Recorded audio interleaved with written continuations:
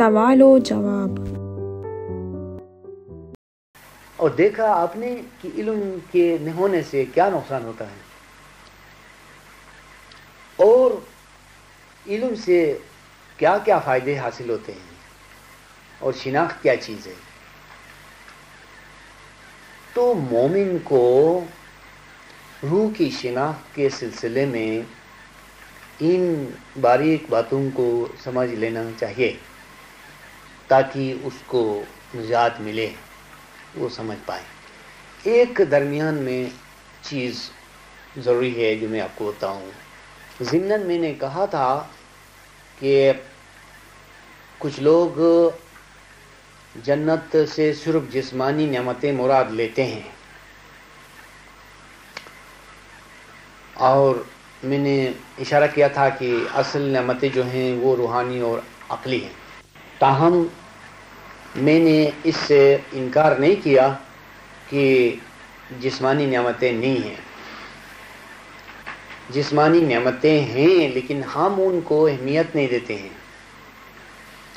ہم عقلی نعمتوں کو زیادہ سے زیادہ اہمیت دیتے ہیں، روحانی نعمتوں کو اہمیت دیتے ہیں، اور جسمانی نعمتوں کو بہت کم اہمیت دیتے ہیں۔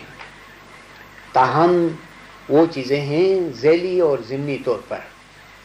ہو سکتا ہے کہ مرنے کے بعد انسان کو ایک لطیف جسم دیا جائے، اور اس لطیف جسم کے اندر روح بہت زیادہ کام کرے، پھر اس کو 3 قسم کی لذتیں مہیا ہوں اس لطیف جسم کی بدولت: عقلی راحتیں، روحانی نعمتیں، اور جسمانی لذتیں بھی، مگر لطیف جسم میں۔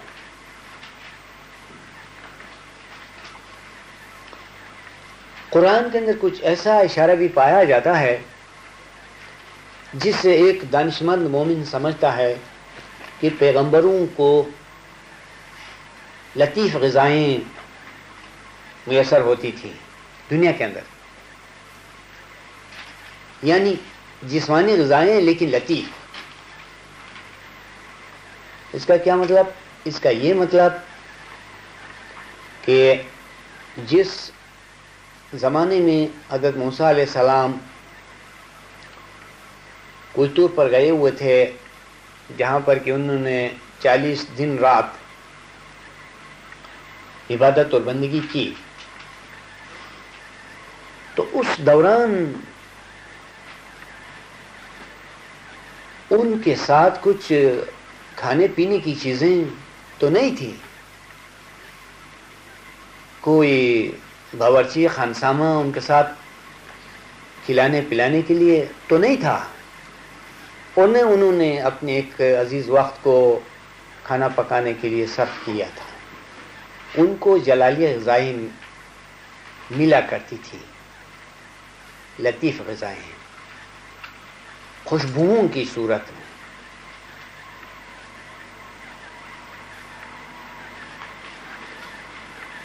اس کو ہم کہیں گے کہ ان کو بہشت کی نعمتیں ملتی تھیں، اور بہشت کے اندر ہم یہ کہیں گے کہ 3 قسم کی نعمتیں ہیں۔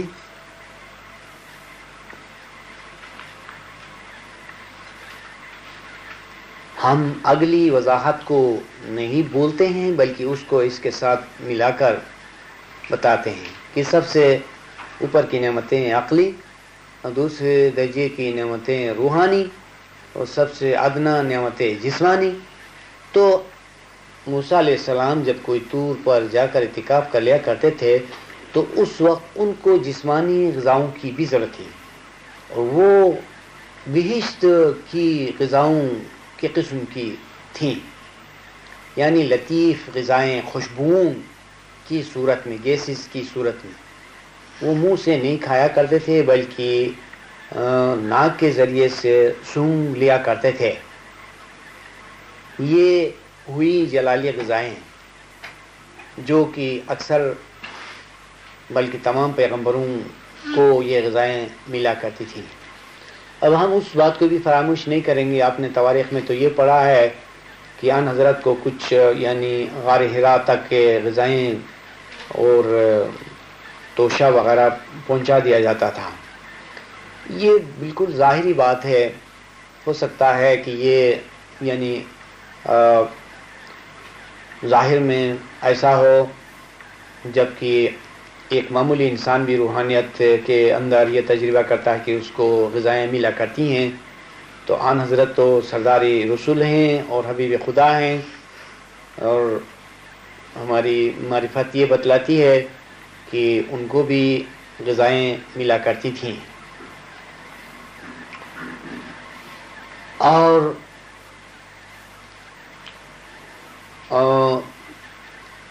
یہ ہم نے جو جنت کی جسمانی غذا کی تعریف کی، وہ بھی اہل ظاہر کی غذا سے مختلف ہو کر رہ گئی. چونکہ کچھ لوگ تو صرف یہ کہتے ہیں کہ بس وہاں انگور ہیں اور انار ہیں، یہی انار اور یہی انگور اور یہی میوے کیلے وغیرہ جن کا ذکر قرآن کے اندر ہے.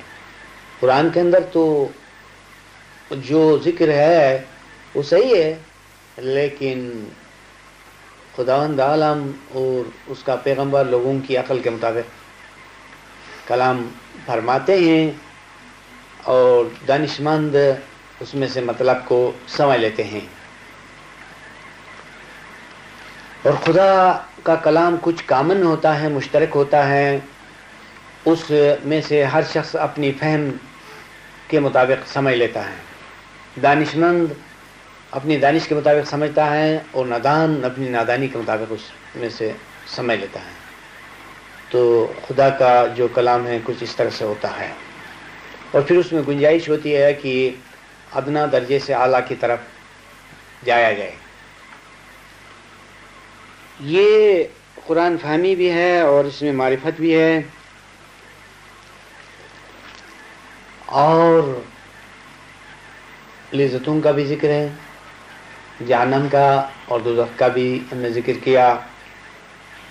بہرحال علم کے سلسلے میں ایک سوال ہوا تھا، تو اس سلسلے سے شروع ہو کر یہ بات نکلی، اور اس میں ایک بات سے دوسری بات پیدا ہو گئی، اور ایک سوال کے بعد دوسرا سوال پیدا ہوا. یہ اس سے آپ کو لگتا ہے کہ یعنی علم کے اندر کتنی باریکیاں ہیں اور معرفت کیا چیز ہے. یہ دنیا کی کتاب کے اندر ایسی باتیں نہیں ہیں، یہ صرف روحانی علم کا معاوضہ ہے کہ اس کے سمجھنے سے بہت ہی فائدہ ہوتا ہے، اور مومن کے لیے اہتمام ہے خداوند کی طرف سے کہ وہ حقیقتوں کو بآسانی سمجھ لیتا ہے. آپ اس سلسلے میں اگر کوئی سوال پیدا ہوا ہو تو بڑی خوشی سے آپ وہ سوال کریں، ہم انشاءاللہ اس کے جواب کے لیے کوشش کریں گے. علامین کا کہنا ہے، وہ میرے سوال کا ریفرنس دیتے ہوئے کہتے ہیں کہ آپ نے کہا کہ علم ایک طرح سے ختم ہو جاتا ہے اور دوسری طرح سے ختم نہیں ہوتا ہے، اور ان دونوں باتوں میں سے کون سا اچھا ہے؟ تو میں کہوں گا کہ طریقہ وہ اچھا ہے جس میں علم ختم ہو جائے اور علم کے پل سے گزر کر خدا تک پہنچا جائے، تو یہ کام بہت ہی مفید ہے. علم کا ایک پل بنایا جائے، علم کا ایک راستہ بنایا جائے، تو تاکہ خدا تک پہنچا جائے اور علم پس پشت ہو اور علم سے اوپر جایا جائے، یہ بہتر ہے.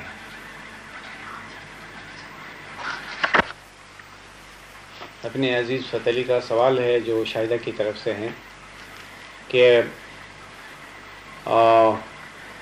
سورہ رحمان میں ایک آیت ہے جس کے معنی یہ ہیں کہ قیامت کے روز اللہ تعالیٰ مجرموں کی پیشانی کے بال کو اور ان کے قدموں کو پکڑے گا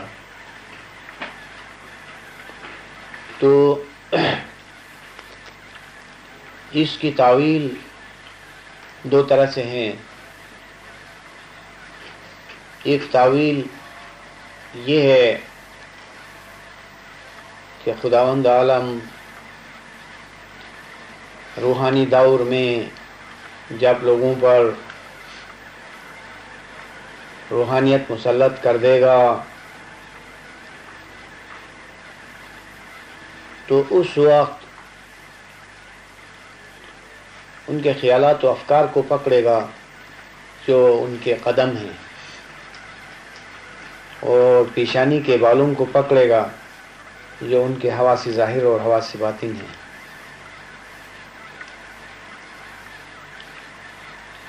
اس سے ہم کو یہ تصور ملتا ہے کہ اگر روحانیت آتی ہے اور جب بھی آتی ہے تو کہاں سے آتی ہے اور اس کا ٹھکانہ کیا ہے. آخر ہر چیز کا کوئی نہ کوئی مرکز ہوتا ہے. تو اس کا جواب یہ ہے کہ اگر آپ ذکر کرتے ہیں تو اس ذکر پر مسلط ہو جاتی ہے روحانیت.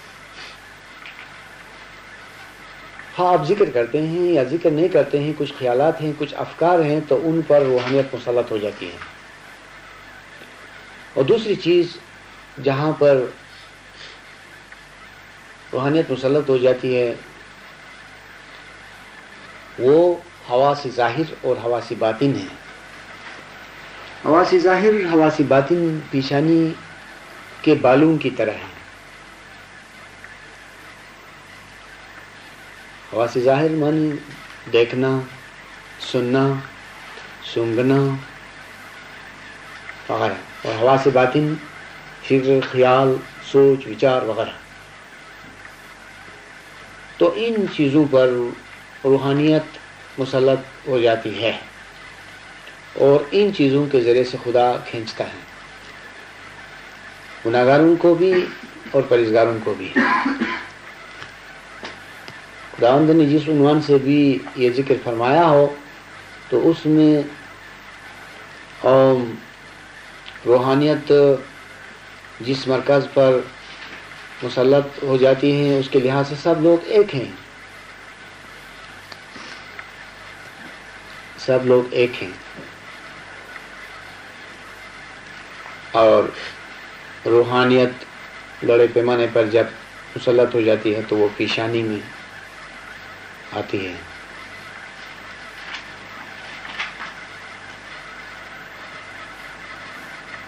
خیالات اور افکار کو یا ذکر کو قدم کہا گیا ہے، پاؤں قرار دیا گیا. تو ٹھیک ہے، جس طرح جسمانی مثال میں ہم یہاں سے وہاں جب جاتے ہیں تو قدموں کو استعمال کرتے ہیں، پاؤں سے چلتے ہیں، اسی طرح روحانیت میں بھی ایک منزل سے دوسری منزل میں جانے کے لیے ہمارا جو ذکر ہے وہی کام دیتا ہے، یا خیالات و افکار جو ہیں وہ کام دیتے ہیں. ہم ان کے ذریعے سے چلتے ہیں. ہماری روحانی رفتار اور ہماری روحانی چال جو بنتی ہے وہ ہمارا ذکر ہے، ہمارے افکار ہیں.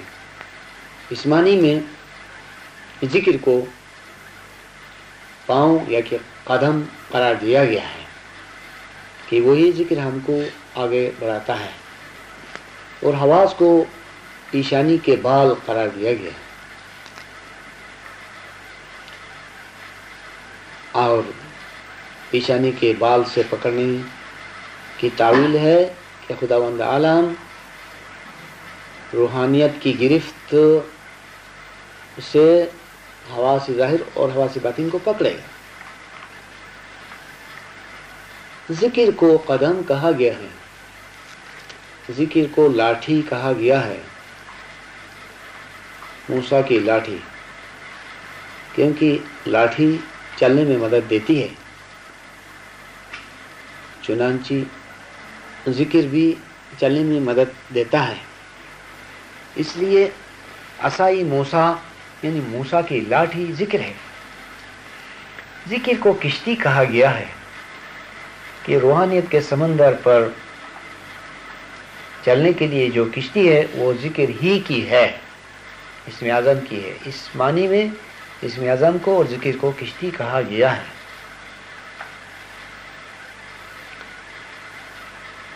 کہ جس طرح کشتی مسافر کو کنارے تک پہنچاتی ہے، اسی طرح ذکر ساحل مراد تک پہنچا دیتا ہے. اور ذکر کو گھوڑا کہا گیا ہے کہ ان کی گھوڑے سے جہاد کیا جاتا ہے اور گھوڑے سے سفر کیا جاتا ہے. گھوڑے سے آدمی کو مدد ملتی ہے. اس طرح ذکر ہی ہے جو آپ کی روحانیت کا گھوڑا ہے. ذکر ہی کو کمند کہا گیا ہے، وہ کمند جو آسمان پر پھینکا جاتا ہے اور پھر آسمان پر چڑھا جاتا ہے. ذکر ہی کمند ہے. ذکر کو رسی کہا گیا ہے. ذکر رسی ہے کہ یہ رسی آسمان سے اتری ہے. اس رسی کو مضبوطی سے پکڑ کر آسمان پر پہنچنا. نیز ذکر اس معنی میں بھی رسی ہے کہ اگر کوئی انسان کہیں کسی کھڈے میں گر گیا ہے تو رسی ڈالی جاتی ہے اور وہ اس کو پکڑتا ہے تو آدمی اس کو کھینچ کے نکالتے ہیں. اسی طرح یہ دنیا ایک کھڑے کی طرح ہے. اگر ذکر کی رسی سے ہم منسلک ہو جائیں تو خداوند ہم کو عالم بالا پر اس ذکر کے رسی کے ذریعے سے اٹھا لیتا ہے. اس معنی میں ذکر رسی ہے.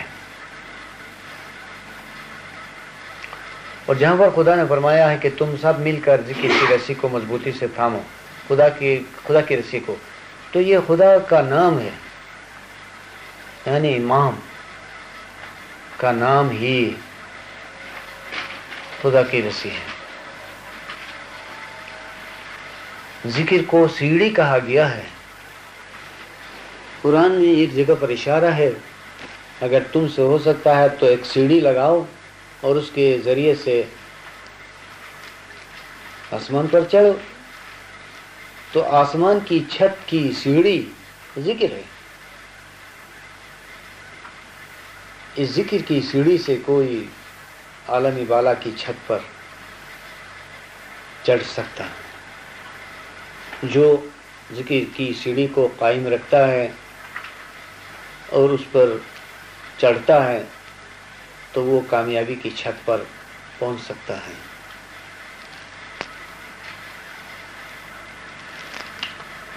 مولا روم نے علم کو آسمان کی سیڑھی قرار دیا ہے اور حقیقت میں وہ بات اور یہ بات ایک ہے اور ان دونوں میں کوئی فرق نہیں ہے. ذکر کا انگوٹھی ہے، انگشتری، اور ذکر سب کچھ ہے.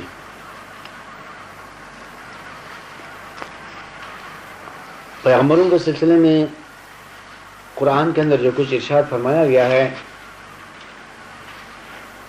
اور ہر پیغمبر کی کوئی نہ کوئی فضیلت، کوئی نہ کوئی معجزہ بتایا گیا ہے، تو وہ معجزہ ہر پیغمبر کا ذکری تھا اور ذکر کے اندر تھا. کیوں نہ ہو؟ ذکر چونکہ نور ہے، ذکر چونکہ امام کی ہستی ہے، امام کا ایک روپ ہے، امام کی ایک شکل و صورت ہے، اس لیے ذکر سب کچھ ہے. ذکر سب کچھ ہے.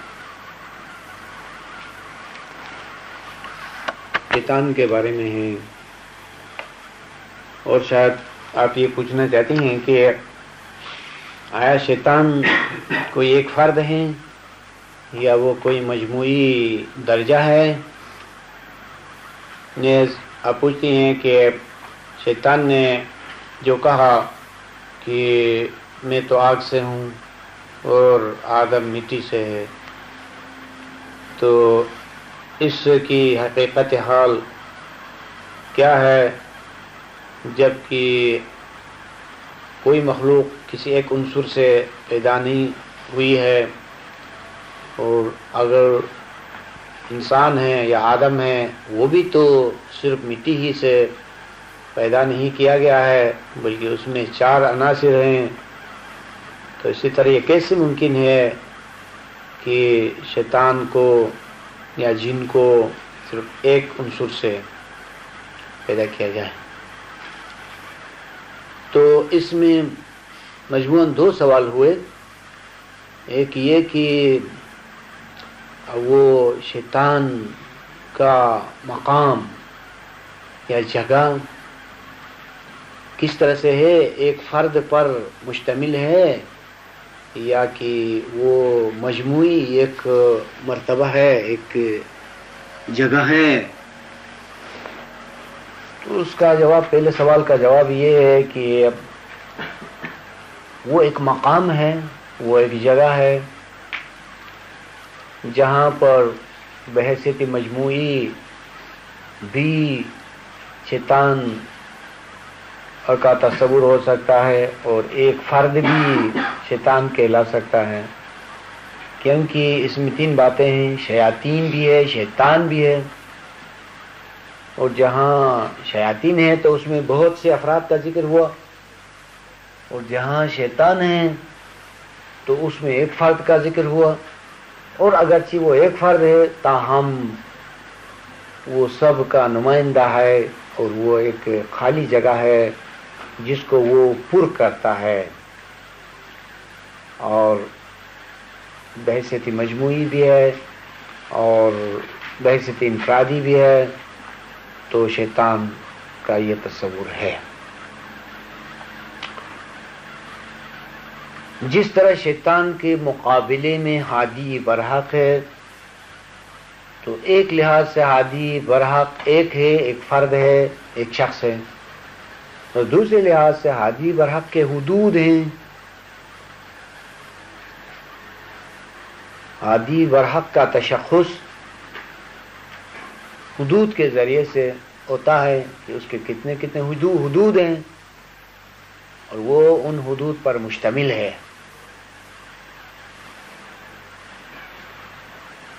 اور ہم کو اس تصور سے مدد ملتی ہے جہاں پر ہم خدا کی خدائی کو بھی ایک مجموعی حقیقت قرار دیتے ہیں، جو حقیقت الحقائق یا کہ مونو ریئلزم ہے، جہاں پر خدا کو ایک لحاظ سے اکیلا ہونا چاہیے تھا، وہ بھی اس طرح سے اکیلا نہیں ہے جس طرح یعنی عام طور پر سمجھ لیا جاتا ہے، بلکہ خدا کی حقیقت بھی کئی حقیقتوں کی وحدت کا نام ہے. تو پھر دنیا کے اندر کوئی ایک فرد کسی درجے پر نہیں ہو سکتا ہے، بلکہ اس کے اندر بہت سی اکائیاں ہیں.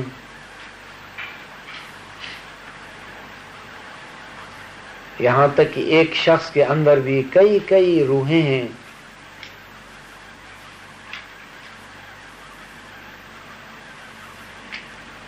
اب جہاں پر سوال تھا کہ یعنی شیطان نے یہ کیوں کہا کہ تو نے آدم کو مٹی سے پیدا کیا ہے اور مجھ کو آگ سے پیدا کیا ہے، پھر میں جب آگ سے ہوں اور ایک روشن چیز سے ہوں تو مٹی ایک تاریک چیز ہے، اس کے سامنے میں کیوں جھکوں؟ یہ ہے کہ کچھ روحانی قوت اس کو حاصل تھی، اس پر اس نے فخر کیا.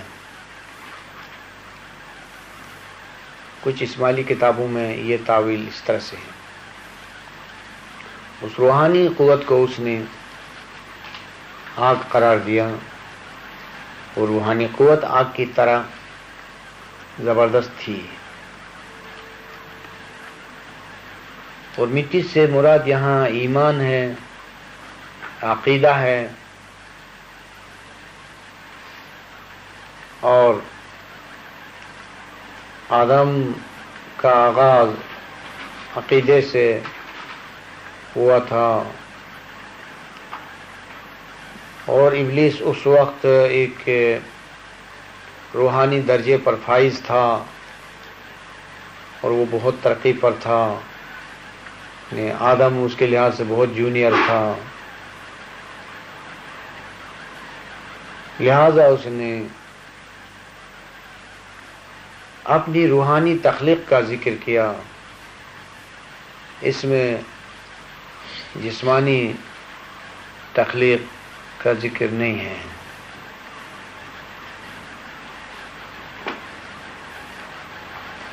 سر وہ روحانیت کے کسی عظیم درجے پر تھا؟ عظیم درجے پر تھا، اور اس نے اعتراض کیا،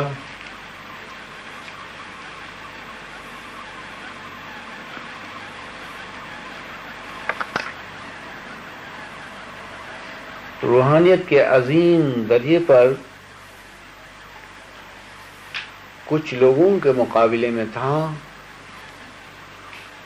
اور آدم کے اندر جو باطنی فضیلت تھی البتہ اس سے وہ بے خبر تھا۔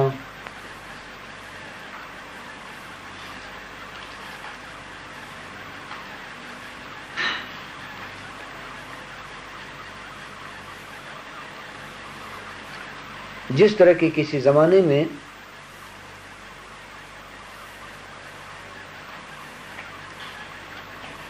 جب کچھ لوگ امام سے روگردان ہو جاتے ہیں تو ان کے روگردان ہونے کا سبب کوئی بڑا آدمی ہو جاتا ہے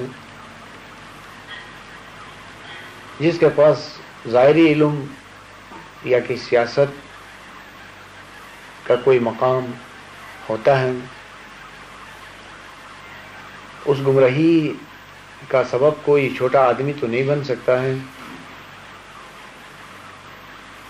کوئی بڑا آدمی اس گمراہی کا سبب بن جاتا ہے۔ چنانچہ ابلیس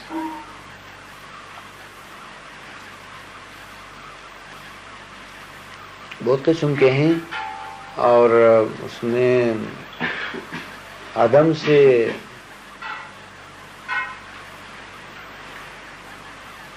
جو ابلیس روگردان ہوا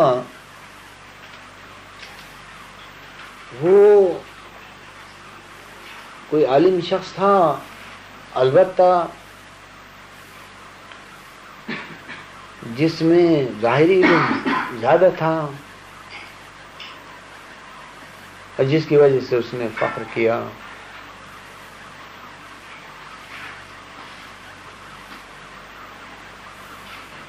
اور وہ روگردان ہو گیا۔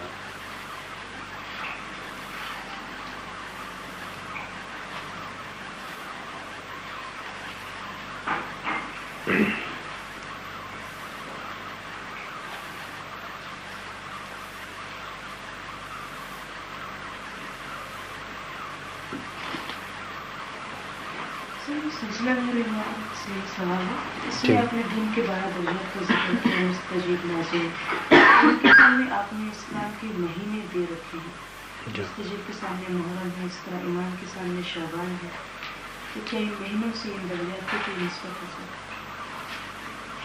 ہاں،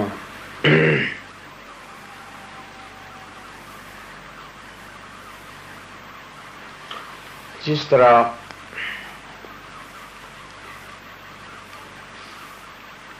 سال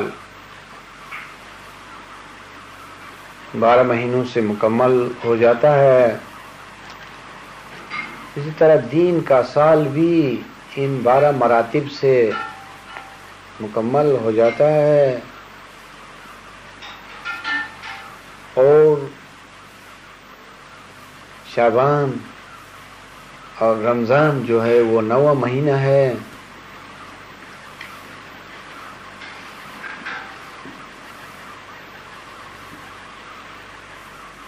اور رمضان خدا کے ناموں میں سے ہے جس کے معنی ہے کہ اساس خدا کے ناموں میں سے ہیں.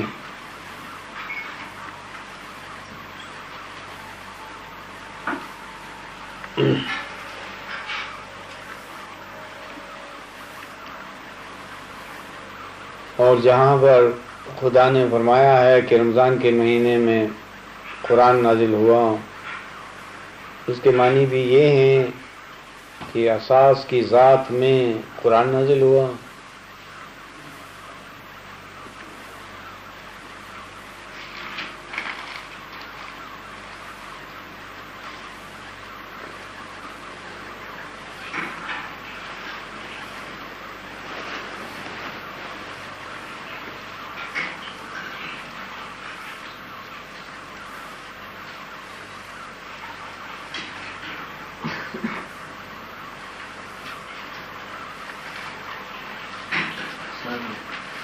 قرآن میں شجر ممنوع سے جو منع کرایا گیا اللہ تعالیٰ نے آدم علیہ السلام کو، حالانکہ اللہ تعالیٰ نے اپنی روح کو کی تھی اس میں، تو وہ کیوں شجر ممنوع تھا؟